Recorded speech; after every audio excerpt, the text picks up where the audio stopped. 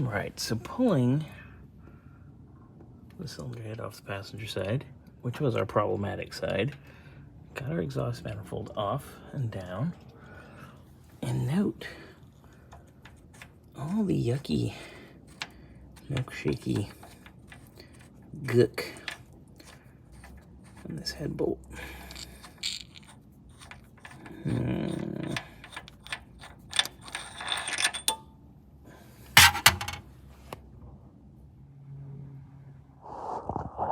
Head bolts are out.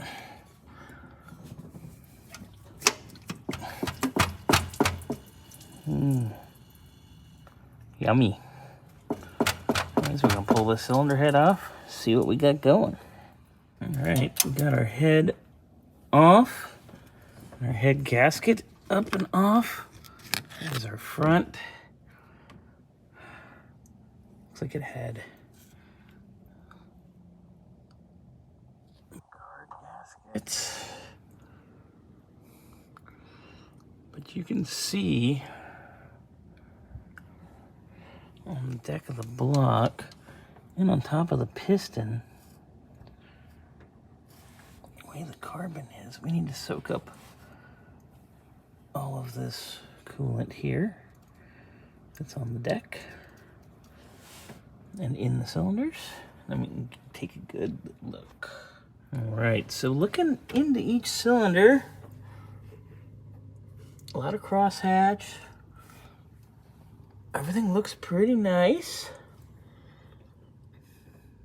I think we're just gonna need our heads gone through. But that's just looking from this side, so I gotta wait till I get the other side apart. But preliminary, hey, I don't think we're too bad. But look at that. It's funny how the back cylinders have a lot more carbon than the two front cylinders.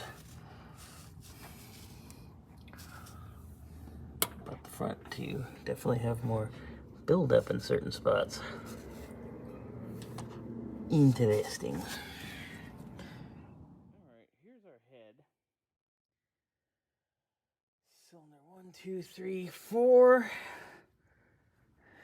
Definitely looks like a lot of coking and carbon here in cylinder 1, which is where we had our little bit of a water leak. But if you look at the plugs, they don't look bad at all. Just need to get these babies gone through, like I said prior, and we go from there.